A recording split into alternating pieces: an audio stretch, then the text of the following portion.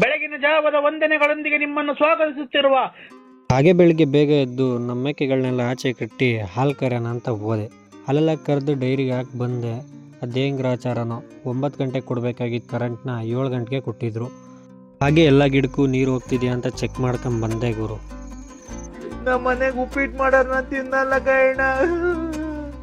ಈ ಥರ ಮನಸ್ಸಲ್ಲೇ ಫೀಲ್ ಮಾಡಿಕೊಂಡು ನಮ್ಮ ಮೇಕೆಗಳಿಗೆಲ್ಲ ಸೊಪ್ಪೆಲ್ಲ ಕಟ್ಟಿ ಹಾಗೆ ನಮ್ಮ ಹಸುಗೆ ಮತ್ತು ಎಮ್ಮೆಗೆ ಮೇವೆಲ್ಲ ಹಾಕ್ಬಿಟ್ಟು ಗೇಮ್ ಆಡೋಣ ಅಂತ ಬಂದೆ ಗುರು. ಗೇಮ್ ಆಡಲಿಲ್ಲ ಆ್ಯಕ್ಚುಲಿ, ಫುಲ್ ಟ್ರೈನಿಂಗ್ ಮಾಡಿದೆ. ಯಾಕಪ್ಪ ಅಂದರೆ ಗೇಮ್ ಸೆನ್ಸ್ ಫುಲ್ ಹೊರಟೋಗಿದೆ. ಹಾಗೆ ಟ್ರೈನಿಂಗ್ ಮಾಡ್ಕೊಂಡು ಕುಂತಿದ್ದೆ. ಏನು ಗ್ರಾಚಾರನು ಮತ್ತೆ ಕರೆಂಟ್ ಬಂದ್ಬಿಡೋದ, ಮತ್ತೆ ಕರೆಂಟ್ ಬಂತಲ್ಲಪ್ಪ ಅಂತ ಹೇಳಿ ನೀರಾಯ್ಸೋಣ ಅಂತ ಹೋದೆ ಗುರು. ಬಂದಿದ್ದ ಕರೆಂಟ್ ಹೋಗಲೇ ಇಲ್ಲ. ಇನ್ನೇನು ಮಾಡೋಕ್ಕಾಗುತ್ತೆ ಅಂದ್ಕೊಂಡು ನೀರೆಲ್ಲ ಪೂರ್ತಿಯಾಗಿ ಹಾಯಿಸ್ಬಿಟ್ಟು ಬಂದು ನಮ್ಮ ಹಸುಗೆ ಎಮ್ಮೆಗೆ ನೀರೆಲ್ಲ ಕುಡಿಸ್ಬಿಟ್ಟು ಅವನ್ನೆಲ್ಲ ಆಚೆ ಕಟ್ಟಾಕ್ತೆ.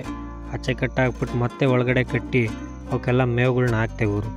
ನಮ್ಮ ಮೇಕೆಗಳಿಗೆ ನೋಡಿ ಹಸೆ ಮೇವು ಹಾಕಿದ್ರೆ ಮಾತ್ರ ತಿನ್ನೋದು, ಒಣಲ್ಲಿ ಹಾಕಿದ್ರೆ ಮುಟ್ಟೋದೇ ಇಲ್ಲ ಅಂದ್ಕೊಳ್ಳಿ. ಅದೆಲ್ಲ ಮುಗಿಸ್ಕೊಂಡು ಮತ್ತೆ ಗೇಮ್ ಕಡೆ ಬಂದೆ ಗುರು.